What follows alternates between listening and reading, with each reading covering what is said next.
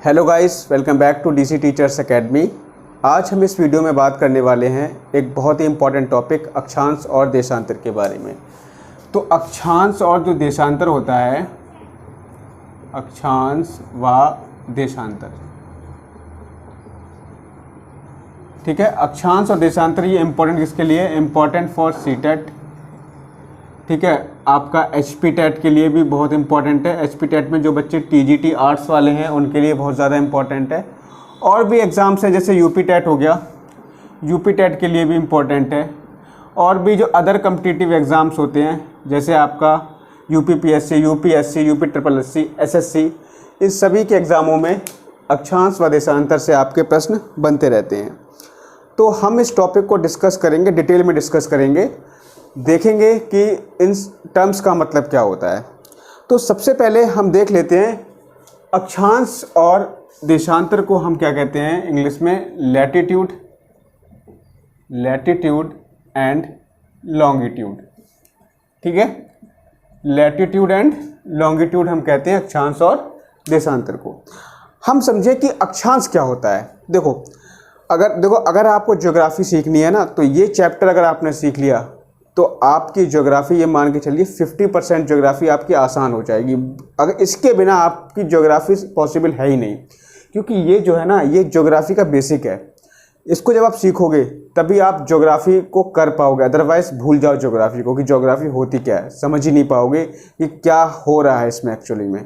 तो अगर सबसे पहले अगर आप ये सीखोगे अक्षांश और देशांतर, तभी आपके आगे वाले टॉपिक में आपको क्लियर करूँगा। तो अक्षांश समझते हैं सबसे पहले क्या होता है। हम समझते हैं अक्षांश क्या है। देखो, अक्षांश क्या होता है? अक्षांश पृथ्वी पर खींची गई काल्पनिक रेखाएं हैं। ऐसी कोई भी रेखा पृथ्वी पर वास्तव में एग्जिस्ट नहीं करती है। अब आप कहोगे कि सर, काल्पनिक रेखाएं, हमें कल्पना करने की ज़रूरत क्या पड़ी? जब रेखाएं एग्जिस्ट ही नहीं करती है तो हम उसके बारे में क्यों सोचें? सोचने की ज़रूरत है हमें। क्यों ज़रूरत है? क्योंकि आजकल आपको पता है कि अगर कोई व्यक्ति किसी भी मुसीबत में फंसा हुआ है और वो अपनी लोकेशन को पुलिस के पास सेंड कर देता है, पुलिस तुरंत ही उसके पास पहुंच जाती है। ऐसा कैसे पॉसिबल होता है? आपका मोबाइल कोई चोरी हो गया है और उसकी लोकेशन जब वो ऑन होता है तो उसकी लोकेशन तुरंत पुलिस को पता पड़ जाती है। वो कैसे पॉसिबल होता है? कोई हवाई जहाज उड़ करके किसी अमुक स्थान से अपने गंतव्य पर समय पर पहुंच जाता है और वहीं एग्जैक्टली उसी पोजीशन पर उतरता है। ये कैसे पॉसिबल है? तो इन सारे क्वेश्चंस के जवाब आपको मिलेंगे अक्षांश और देशांतर के द्वारा। तो अक्षांश और देशांतर हमारे लिए क्यों इम्पोर्टेंट है? अगर आपको किसी भी वस्तु की स्थिति का निर्धारण करना है तो आप अक्षांश और देशांतर के माध्यम से करोगे। तो अक्षांश क्या है हमारी? अक्षांश हमारी काल्पनिक रेखाएं हैं जो पृथ्वी पर पूर्व से पश्चिम से पूर्व की ओर खींची जाती है, जो पृथ्वी पर पश्चिम से पूर्व की ओर खींची जाती है। तो आइए अब हम समझते हैं कि पृथ्वी पर जो अक्षांश रेखाएं हैं वो किस तरीके से खींची जाती हैं। तो ये मान लीजिए कि हमारी पृथ्वी है, ठीक है, ये हमारी पृथ्वी है। पृथ्वी को थोड़ी सी बड़ी बना लेते हैं हम पृथ्वी, जिससे कि आपको थोड़ा सा और क्लियर होगा। ये मान लीजिए हमारी पृथ्वी है, ठीक है, ये हमारी पृथ्वी हो गई।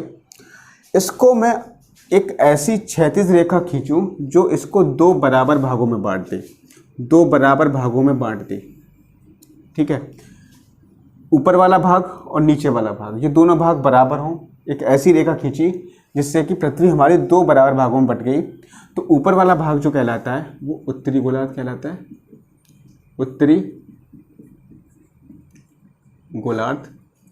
और सर, नीचे वाला भाग जो कहलाता है वो दक्षिणी गोलार्ध।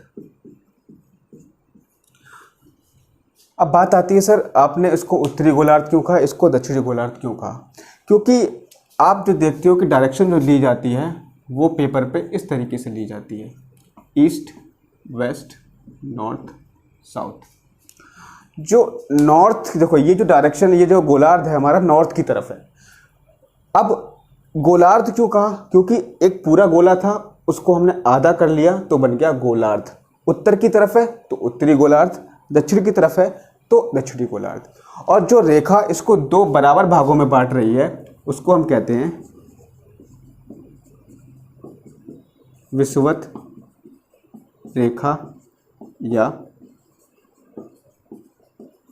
भूमध्य रेखा। इतनी बात समझ में आ गई। जो रेखा इसको पृथ्वी को दो बराबर भागों में बांटते हैं इसको हम विषुवत रेखा या भूमध्य रेखा कहते हैं, या फिर इसको हम 0 डिग्री अक्षांश रेखा भी कह देते हैं। ठीक है, तो तीनों नाम किस रेखा के हुए? जो पृथ्वी को दो बराबर भागों में बांटती है उसके तीन नाम हो गए, विषुवत रेखा, भूमध्य रेखा या 0 डिग्री अक्षांश रेखा। इतनी बात आपको समझ में आ गई होगी। अब हम बात करेंगे कि अक्षांश खींचे कैसे जाते हैं, किस तरीके से अक्षांश रेखाएं खींची जाती हैं। तो देखो यहाँ पर कहीं पर मान लो ये पृथ्वी का केंद्र है, ये क्या है? पृथ्वी का केंद्र हो गया। तो पृथ्वी के केंद्र को मैंने मान लिया ये O, ये पृथ्वी का केंद्र है। अब हम क्या करेंगे, पृथ्वी के केंद्र से हम यहाँ पर क्या करेंगे, इस पृथ्वी एक हमने वृत्ताकार मान लिया, तो वृत्त की परिधि पर कोण बनाएंगे 1 डिग्री का। कितने डिग्री का कोण बनाएंगे? 1 डिग्री का कोण बना दिया। और यहाँ पर भी हमने क्या किया, 1 डिग्री का कोण बना दिया। ये कोण हमने बनाया 1 डिग्री का, ठीक है, ये भी 1 डिग्री का कोण हो गया। तो ये 1 डिग्री का कोण है, ये वाला भी 1 डिग्री का कोण है। अब इस बिंदु को इस बिंदु से आप मिला दो, इस बिंदु को इस बिंदु से आप मिला दो, तो ये बन जाएगी आपकी 1 डिग्री अक्षांश रेखा। ऐसे ही आप, अगर आपको 2 डिग्री अक्षांश रेखा खींचनी है तो यहाँ से 2 डिग्री का कोण बनाओगे, और यहाँ पर भी क्या बनाओगे, 2 डिग्री का कोण बनाओगे। इसको इस बिंदु से मिला दोगे तो ये आपकी बन जाएगी 2 डिग्री अक्षांश रेखा। ठीक है, इसी तरीके से 3 डिग्री अक्षांश रेखा, 4 डिग्री अक्षांश रेखा, 5 डिग्री अक्षांश रेखा। ऐसे ही करते हुए जाओगे तो यहाँ तक जो रेखा खींचेगी वो आपकी टोटल कुल मिलाकर के 90 रेखाएं खींचेंगी। कितनी रेखाएं खींचेंगी? 90 रेखाएं कुल मिलाकर के खींचेंगी। और जो 90वीं रेखा होगी वो आपके एक बिंदु के रूप में होगी। किस रूप में होगी? एक बिंदु के रूप में होगी। अभी हम थोड़ी सी और चर्चा करेंगे। इस 0 डिग्री अक्षांश रेखा के ऊपर हमने रेखा खींची, 90 रेखाएं ऊपर खींचेंगी। इसी तरीके से अगर हम इसके नीचे खींचना स्टार्ट करें तो 90 रेखाएं जो खींचेंगी वो आपके खींचेंगी दक्षिणी गोलार्ध में। दक्षिणी गोलार्ध में 90 रेखाएं खींचेंगी, उत्तरी गोलार्ध में 90 रेखाएं खींचेंगी। टोटल जो रेखाएं होंगी वो कितनी हो जाएंगी? 90 ऊपर, 90 नीचे, 180, और एक हमारी होगी बीच वाली 0 डिग्री अक्षांश रेखा या विषुवत रेखा। तो कुल रेखाओं की जो संख्या हो जाएगी वो हो जाएगी 181।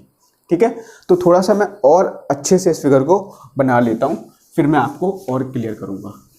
तो देखो ये हमारी थी, ये वाली हमारी जो थी ये हम थोड़ी बाहर निकाल दे रहे हैं। ये है 0 डिग्री अक्षांश रेखा, ऊपर हमने ये हो गई 1 डिग्री, ये हो गई 2 डिग्री, ये हो गई आपकी 3 डिग्री, लिख नहीं रहा सही से, 1 डिग्री, 2 डिग्री, 3 डिग्री, 4 डिग्री। ऐसे ऊपर जाओगे तो यहाँ पर आ जाएगा 90 डिग्री।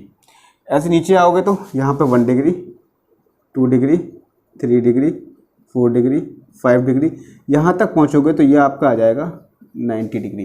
ठीक है, तो अब यहाँ पे हम थोड़ी सी बात करेंगे। अक्षांश रेखाएं इस विषुवत रेखा से ऊपर की तरफ, मतलब उत्तरी गोलार्ध में अक्षांश रेखाएं कितनी हुई? 90 रेखाएं हुई अक्षांश, और उत्तरी गोलार्ध में 90 अक्षांश रेखाएं हुई उत्तरी गोलार्ध में, और 90 अक्षांश रेखाएं होंगी किसमें? दक्षिणी गोलार्ध में। ठीक है, 90 ऊपर, 90 नीचे, और एक ये रही आपकी बीच वाली, एक कौन सी है? आपकी भूमध्य रेखा। तो अब आप मुझे बताओ सर कि कितनी अक्षांश रेखाएं होती हैं टोटल? तो टोटल जो अक्षांश रेखाएं हुई ना, टोटल 90 ऊपर, 90 नीचे और एक बीच में, टोटल जो हो गई वो 181 अक्षांश रेखाएं होती हैं। कितनी होती हैं? 181 अक्षांश रेखाएं होती हैं। अगर आपके पेपर में सवाल ये आ जाए कि कुल अक्षांश रेखाओं की संख्या कितनी होती है, तो आप कितनी बताओगे? 181। 180 नहीं बतानी, कितनी बताओगे? 181 बताओगे। एक तो बात ये हो गई। दूसरी बात यह है, अगर आपसे प्रश्न इस तरीके से पूछ ले कि उत्तरी ध्रुव और दक्षिणी ध्रुव को छोड़कर कुल अक्षांश रेखाओं की संख्या कितनी होगी? उत्तरी ध्रुव दक्षिणी ध्रुव को छोड़कर कुल अक्षांश रेखाओं की संख्या कितनी होगी? तब आप कहोगे सर 179। कितना कहोगे? 179, 179 कहोगे। क्यों कहोगे? क्योंकि जो ऊपर वाली जो ये उत्तरी ध्रुव पर और ये दक्षिणी ध्रुव पर, ये है आपका उत्तरी ध्रुव, इसको हम कहते हैं नॉर्थ पोल, और ये आपका है दक्षिणी ध्रुव जिसको हम कहते हैं साउथ पोल। ठीक है, तो नॉर्थ पोल पे जो रेखा होगी ना, एक रेखा ये जो सबसे ऊपर वाली जो होगी वो बिंदु के रूप में होगी। ऐसे ही आप अगर दक्षिणी ध्रुव पर देखोगे तो ये रेखा होगी, ये भी एक बिंदु के रूप में होगी। दो बिंदुओं को आप हटा दो तो 181 में से अगर आप 2 माइनस करोगे तो आपके पास टोटल जो रेखाएं आएंगी वो 179 आएंगी। लेकिन परीक्षा में प्रश्न आपसे ये पूछे कि कुल अक्षांश रेखाएं कितनी होती हैं, तो आप बताओगे 181। प्रश्न आपसे ये पूछे कि उत्तरी ध्रुव और दक्षिणी ध्रुव को छोड़कर अक्षांश रेखाओं की संख्या कितनी होती है? 179। इतनी बात आपको समझ में आ गई होगी। आगे बढ़ते हैं, थोड़ा सा और समझते हैं अक्षांश रेखाओं के बारे में। ये जो रेखा है ये हमारी कौन सी है? भूमध्य रेखा। कौन सी है ये? भूमध्य रेखा। ठीक है, ये हमारी भूमध्य रेखा हो गई। इसके अलावा अब देखो, अब मैंने बताया था ऊपर जब जाओगे तो 1 डिग्री, 2 डिग्री, 3 डिग्री, 4 डिग्री, इस तरीके से 90 डिग्री तक आप पहुंचोगे।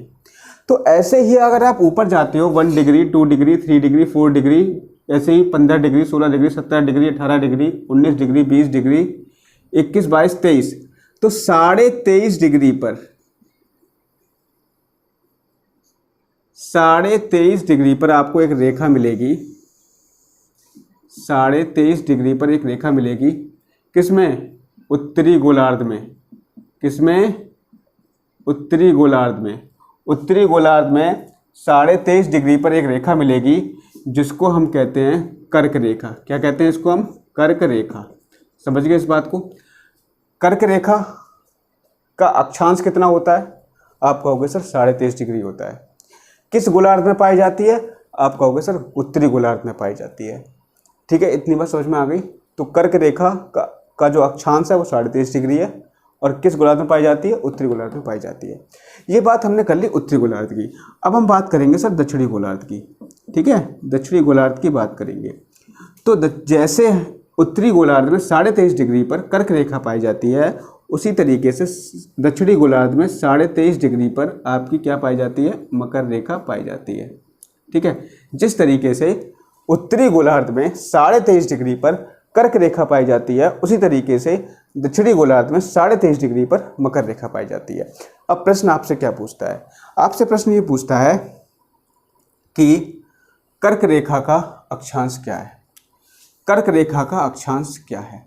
तो आपके पास 4 ऑप्शन देगा। 23.5 degree north, 23.5 degree south, 23.5 degree east, 23.5 degree west. अब आपसे पूछा कि मकर रेखा का कर्क रेखा का अक्षांश क्या है? तो यहाँ पर 23.5 डिग्री तो सभी हैं। अब आपको देखना है डायरेक्शन, नॉर्थ। ठीक है, डायरेक्शन क्या है यहाँ पे? नॉर्थ। यहाँ क्या है? साउथ। यहाँ क्या है? ईस्ट। यहाँ क्या है? वेस्ट। आप मुझे बताओ कि जो कर्क रेखा होती है वो कहाँ पाई जाती है? नॉर्थ में पाई जाती है ना, तो ऑप्शन नंबर ए सही होगा। अगर यहीं पे पूछ लेता कि मकर रेखा का अक्षांश क्या होगा, तो मकर रेखा 23.5 डिग्री पे पाई जाती है लेकिन दक्षिणी गोलार्ध में पाई जाती है, मतलब साउथ। ये वाली क्या होगी? ये होगी मकर रेखा और ये वाली हो जाएगी आपकी कर्क रेखा। ठीक है, इतनी बात आप समझ गए होंगे। यहाँ तक आपको कोई भी समस्या नहीं। कर्क रेखा और मकर रेखा की बात तो हमने कर ली कि जो 23.5 डिग्री नॉर्थ में होती है वो कर्क रेखा, 23.5 डिग्री साउथ में होती है वो मकर रेखा। अब हम थोड़ा सा और ऊपर बढ़े तो यहाँ पर आप लगभग 66.5 डिग्री पर, कितने पर? 66.5 डिग्री पर आपको एक वृत्त मिलता है। एक्चुअली में ये है क्या? जो रेखा है ना, अक्षांश रेखा है, वो आपकी वृत्त ही तो है। पृथ्वी पर जब आप एक पृथ्वी मान लो गोल है और उसके चारों तरफ बीच में से एक वृत्त खींच दो, वृत्त खींच दो तो वृत्त जो खींचेगा वो आपका, अगर आप उसको सामने से देखोगे तो एक रेखा के रूप में दिखेगा। तो ये फ्रंट व्यू है, तो ये एक रेखा के रूप में दिख रहा है, लेकिन वास्तव में ये है क्या, ये सभी क्या होते हैं, वृत्त होते हैं। ठीक है, तो यहाँ पर 66.5 डिग्री पर किधर की तरफ, नॉर्थ की तरफ, उत्तरी गोलार्ध में 66.5 डिग्री पर होता है एक वृत्त पाया जाता है, जिसको हम कहते हैं आर्कटिक वृत्त। क्या कहते हैं, आर्कटिक वृत्त कहते हैं। ऐसे ही अगर हम नीचे देखें 66.5 डिग्री पर एक वृत्त पाया जाता है, जिसको हम अंटार्कटिक वृत्त कहते हैं। क्या कहते हैं बच्चे, अंटार्कटिक वृत्त। ठीक है, तो नीचे जो है 66.5 डिग्री पर अंटार्कटिक वृत्त, और ऊपर जो है नॉर्थ में 66.5 डिग्री पर आर्कटिक वृत्त पाया जाता है। इतनी बात समझ गए। एक चीज़ और समझिए कि किन्हीं भी दो अक्षांश रेखाओं के बीच की दूरी कितनी होती है। दो अक्षांश रेखाओं के बीच की जो दूरी होती है वो लगभग 111 किलोमीटर होती है। ये चीज़ ध्यान रखना, इंपॉर्टेंट पॉइंट है कि दो अक्षांश रेखाओं के बीच की दूरी कितनी होती है, 111 किलोमीटर लगभग होती है। दूसरी चीज़ क्या है कि दो रेखाओं के बीच की जो दूरी होती है उसको कहते क्या है, तो सर दो अक्षांश रेखाओं के बीच की दूरी को हम क्या कहते हैं, कटिबंध कहते हैं। ठीक है, क्या कहते हैं, कटिबंध कहते हैं। अभी मैं आपको पढ़ाऊंगा उष्ण कटिबंध, उपोष्ण कटिबंध, ठीक है, शीत कटिबंध, शीतोष्ण कटिबंध, ये सब चीज़ मैं आपको पढ़ाऊंगा। तो फिलहाल ध्यान रखिए कि दो अक्षांश रेखाओं के बीच की दूरी क्या कहलाती है, कटिबंध कहलाती है। इतनी चीज़ आपको ध्यान रखनी है। इसमें अब जो है सारी चीज़ें क्लियर हो गई हैं। अब थोड़ी थोड़ी एक चीज़ हम और बात करेंगे, एक एक करके। कर्क रेखा, मकर रेखा, भूमध्य और क्या नाम है, भूमध्य रेखा, इसके अलावा आर्कटिक वृत्त, अंटार्कटिक वृत्त, इन सभी के बारे में थोड़ी थोड़ी चर्चाएं हम यहाँ पर कर लेते हैं। तो सबसे पहले हम बात करेंगे भूमध्य रेखा की। किसकी बात करेंगे हम, भूमध्य रेखा की सबसे पहले हम बात करेंगे। तो देखो भूमध्य रेखा क्या होती है। भूमध्य रेखा मैंने आपको बताई कि जो पृथ्वी को 20 से बांटती है, पृथ्वी को दो बराबर भागों में बांटे, भूमध्य रेखा कहलाती है। अक्षांश कितना होता है इसका, 0 डिग्री अक्षांश इसका होता है, या इसको हम 0 डिग्री अक्षांश रेखा भी कह सकते हैं। ठीक है, अब बात ये आती है, जैसा कि आपको पता है कि हमारी पृथ्वी जो है वो पृथ्वी का जो स्थल है वो 7 महाद्वीपों के रूप में बटा हुआ है। तो 7 महाद्वीप कौन कौन से हैं, पहला है आपका एशिया, दूसरा है यूरोप, फिर आपका पड़ेगा उत्तरी अमेरिका, फिर आपका पड़ेगा दक्षिणी अमेरिका, फिर आपका अफ्रीका, फिर आपका पड़ेगा ऑस्ट्रेलिया, फिर एक नीचे की तरफ आपका पड़ता है अंटार्कटिका। ठीक है, तो ये 7 महाद्वीपों में हमारी पृथ्वी बटी हुई है। अब बात ये आती है कि भूमध्य रेखा है वो कितने महाद्वीपों से होकर गुजरती है। तो आप कहोगे कि सर ये भूमध्य रेखा 3 महाद्वीपों से होकर के गुजरती है। वो 3 महाद्वीप कौन कौन से हैं, वो 3 महाद्वीप आपके हैं। पहला जो महाद्वीप है वो है आपका एशिया, दूसरा महाद्वीप आपका जो पड़ता है वो है आपका दक्षिणी अमेरिका, और तीसरा जो महाद्वीप पड़ता है वो सर आपका जो तीसरा महाद्वीप पड़ता है वो पड़ता है अफ्रीका। तो 3 जो हो गए आपके, दक्षिणी अमेरिका, ठीक है, एशिया और अफ्रीका। ठीक, तो कुछ इस तरीके से होता है। अगर मैं यहाँ पे थोड़ा सा मैं अगर रफली मैप बना के दिखा दूँ आपको, तो यहाँ पर अगर मैं मैप बनाऊँ तो कुछ इस तरीके से आपका मैप यहाँ पर बन सकता है।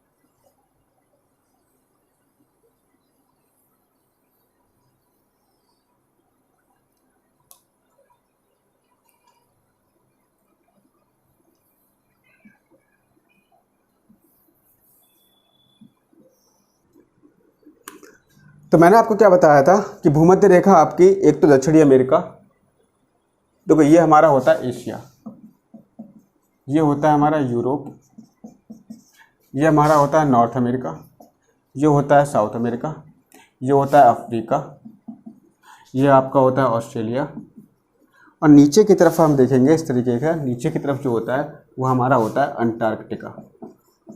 ठीक है, रफली मैप है, ज़्यादा हमें मतलब नहीं है अभी इससे, हमें बस ये समझना है कि हमारी जो भूमध्य रेखा है किन किन महाद्वीपों से होकर गुजरती है। तो भूमध्य रेखा हमारी एक तो हो गया दक्षिणी अमेरिका, अफ्रीका, और ये आपका हो गया एशिया। क्योंकि भारत का जो थोड़ा सा जो भाग है, सॉरी भारत का तो यहाँ पे नहीं जाएगा, ये जो है यहाँ से थोड़ा सा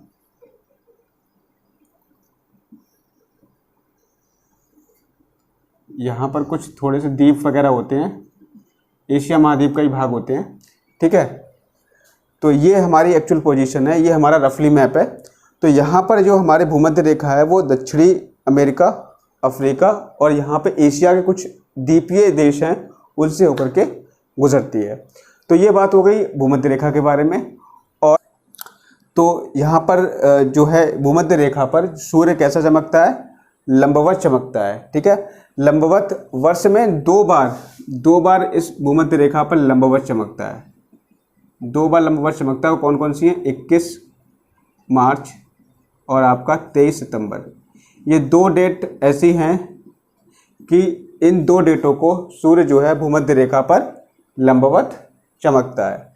ठीक है, और इस भूमध्य रेखा पर क्या होते हैं, दिन और रात मोस्टली जो है लगभग बराबर होते हैं और इस पर जो है भूमध्य रेखा पर ऋतुओं का अभाव पाया जाता है। मतलब वर्ष भर जो है मौसम लगभग एक समान सा रहता है। इतनी बात आपको यहाँ से क्लियर हो गई होगी। अब हम बात करेंगे कर्क रेखा के बारे में।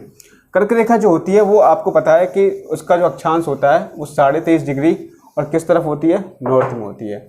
तो इसका जो अक्षांश, कर्क रेखा का अक्षांश के बारे में बात करें, कर्क रेखा का जो अक्षांश के बारे में बात करें वो लगभग होता है 23.5 डिग्री और इस 23.5 डिग्री नॉर्थ होता है। ठीक है, 23.5 डिग्री नॉर्थ होता है।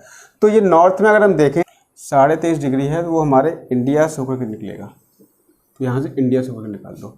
तो ये जो रेखा होगी आपकी 23.5 डिग्री कौन सी होगी आपकी, नॉर्थ, मतलब कर्क रेखा। 3 महाद्वीपों से वो गुजर रही है, नॉर्थ अमेरिका, यूरोप और एशिया से होकर के गुजर रही है। इसके अलावा अगर हम देखें,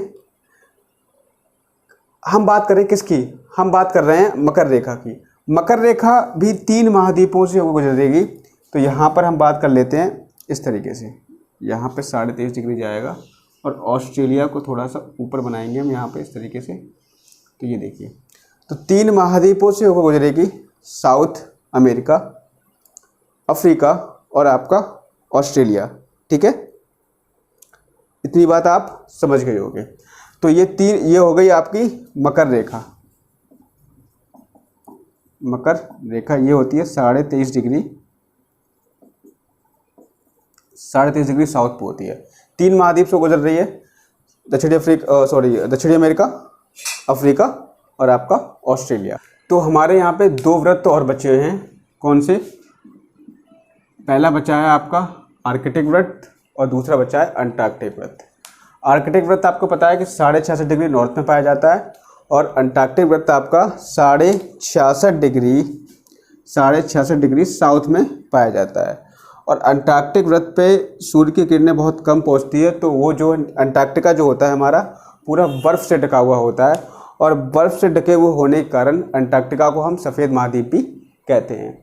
तो आज की वीडियो में बस हम इतना ही रखते हैं। हम बात करेंगे, इस वीडियो में हमने बात कर ली अक्षांश के बारे में और अगला वीडियो जो होगा उसमें हम बात करेंगे देशांतर के बारे में।